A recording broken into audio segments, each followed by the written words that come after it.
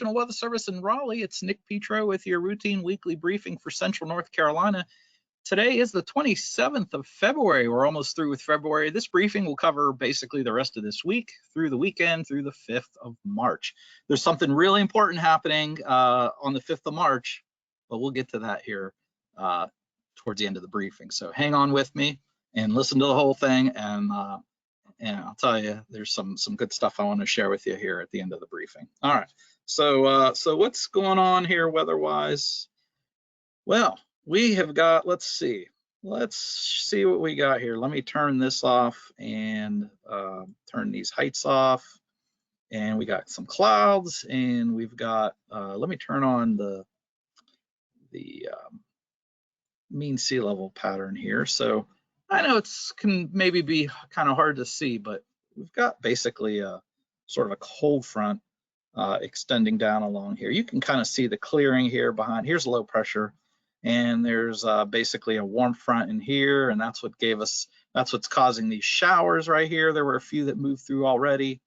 And what's going to happen for the rest of today is that you see we're going to be kind of, you know, in the clear, so to speak, for the daytime hours.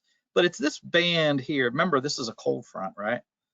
This band of showers, although it's not really a robust band of showers, but nevertheless, it's a broken band of showers. Eventually, this whole system's going to move east-northeast. And so, as you can imagine, we'll be dealing with these showers maybe probably 8 hours from now or so, let's say late evening into the early overnight hours, okay? And so another way of looking at this, let me show some radar hang on here.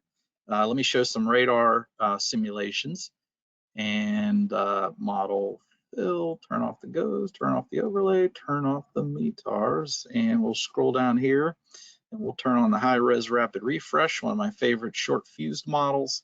And this is a simulation of what the radar may look like with time. So you can see this time frame right here is noon, 1 p.m., 2 p.m., 3 p.m., 4 p.m., 5 p.m., 6 p.m. this evening, 7 p.m., 8 p.m., 9 p.m., 10 p.m., 11 p.m., midnight tonight.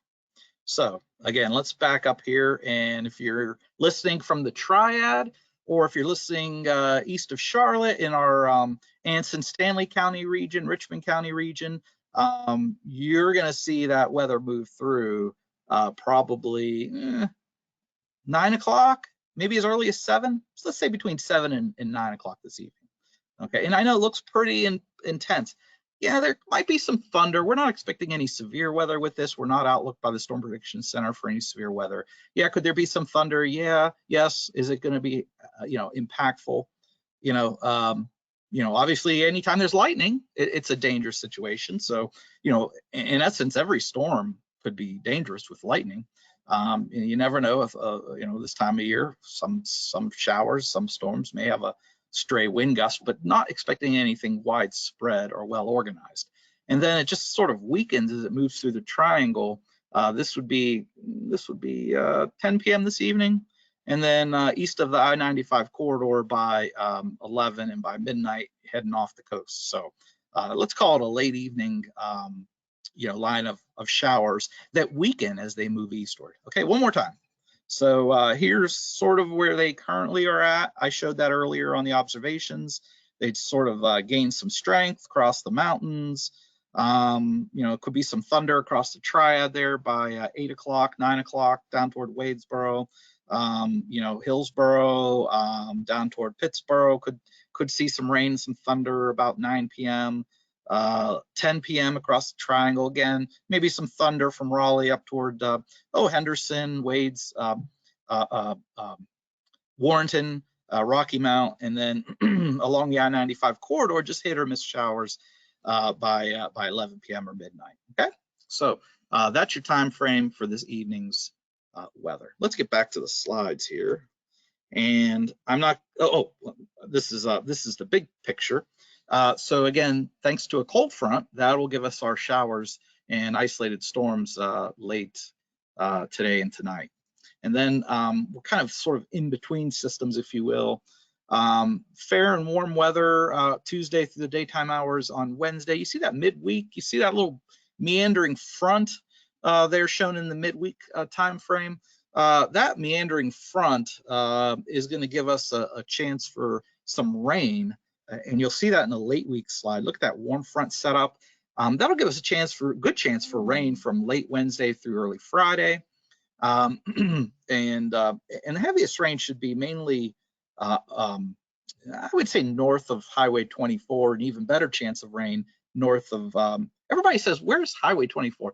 Folks who are listening from the Highway 24 corridor will know where 24, but basically it's the Highway 64, almost everybody knows. It's the next kind of east-west corridor south of Highway 64. So the southern tier of central North Carolina, let's say, will have the least chance for rain. And then as you get north of Highway 64, we'll have better chances for rain. That's, again, from late Wednesday through early Friday.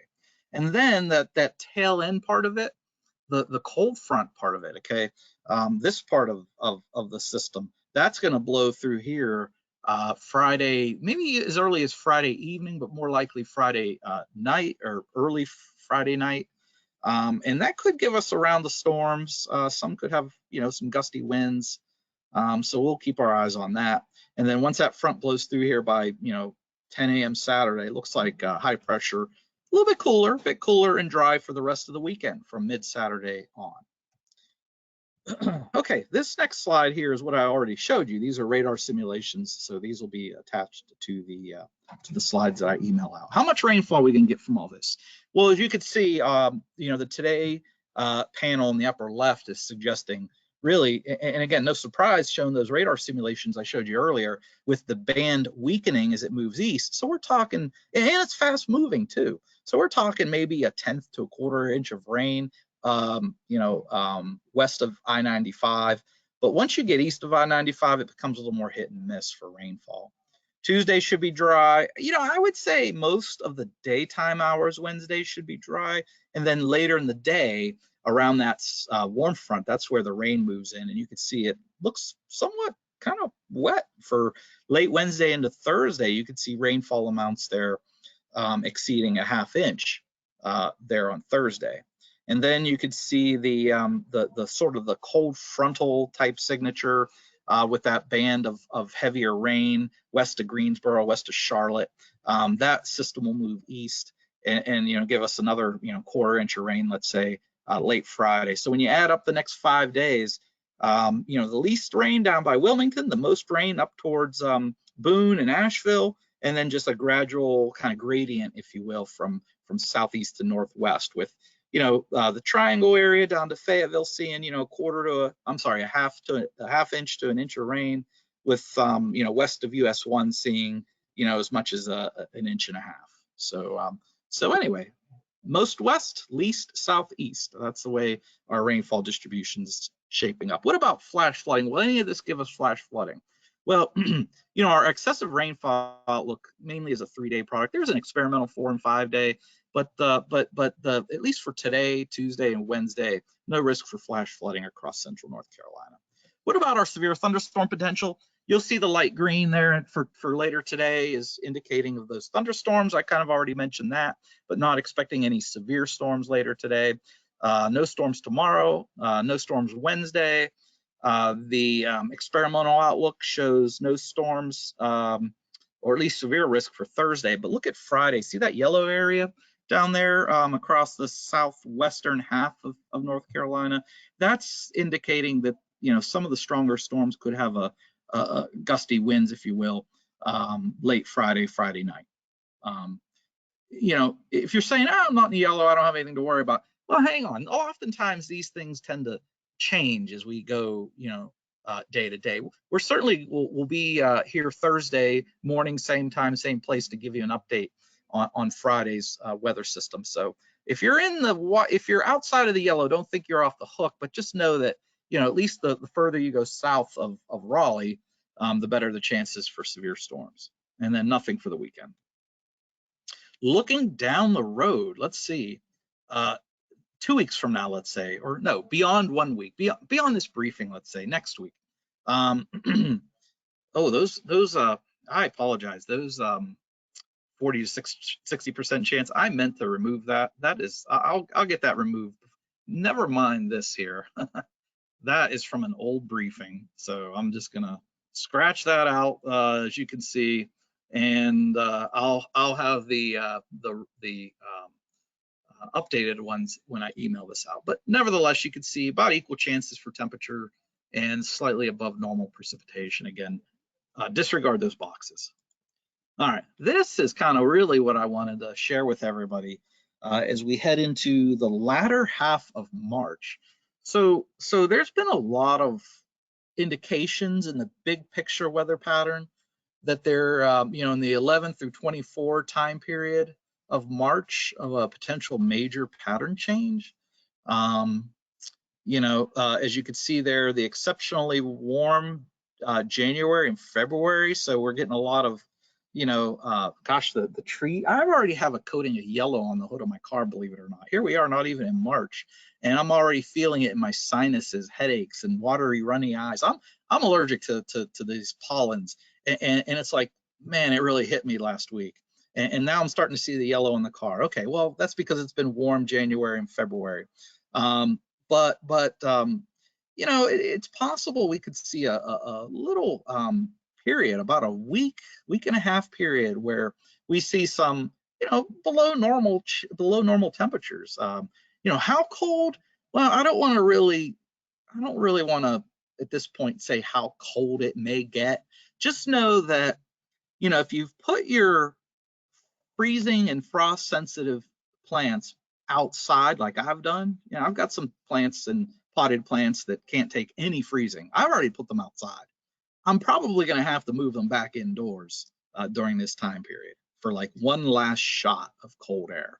Okay, so that's basically the message I'm trying to convey, is that if you have any, temperature sensitive growing or vegetation, you might want to think, okay, once we get to mid-January, when things are really in bloom and the plants are looking great, the strawberries are looking fantastic, you might want to think about, okay, well, you know what, I might have to take some action here to protect all those, particularly, in that middle March to latter March time period.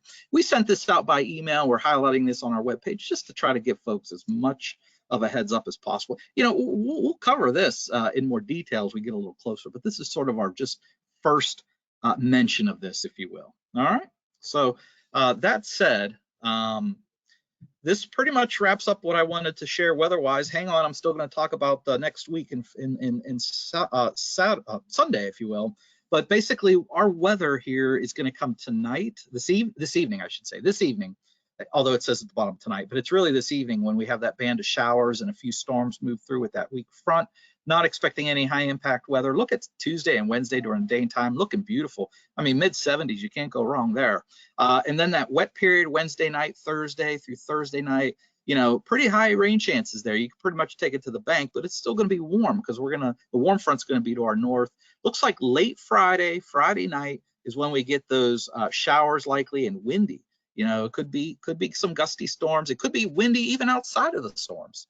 So be ready for that. A little bit of wind there late in the week. And then this weekend, although not showed at the bottom, but this weekend looks pretty fair and a bit cooler. Okay, so again, just remember, Friday is going to be probably the most impactful period of time. Late Friday, that is, Friday evening, Friday night.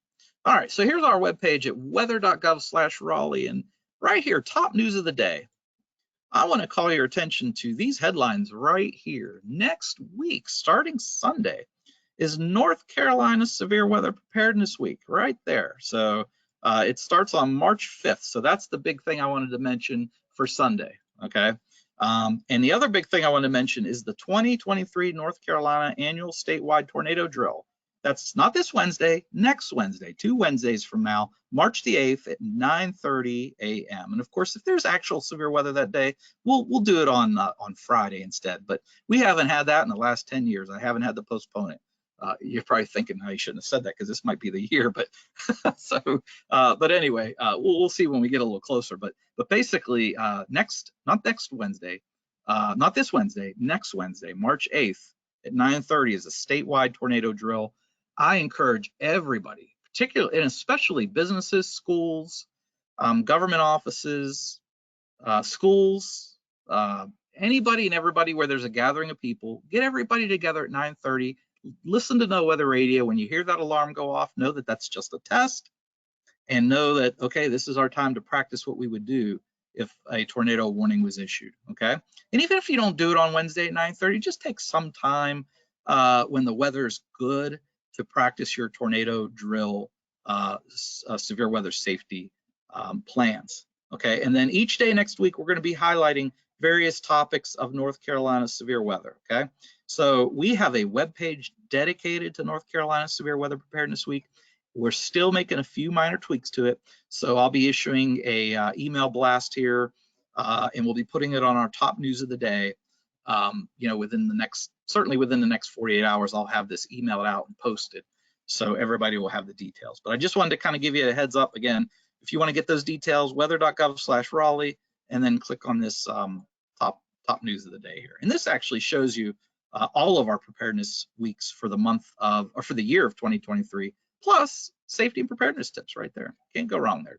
Good stuff, good information, great way to prepare for potential for severe weather when you know we're entering this time of the year. That's our peak of the severe weather season.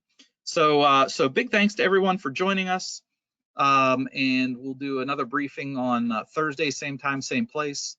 And of course, we'll give you updates on that Friday severe weather potential when we do our next briefing on Thursday. And thanks to everybody for joining us who have done so live and those who are listening after the fact on YouTube. Thank you so much.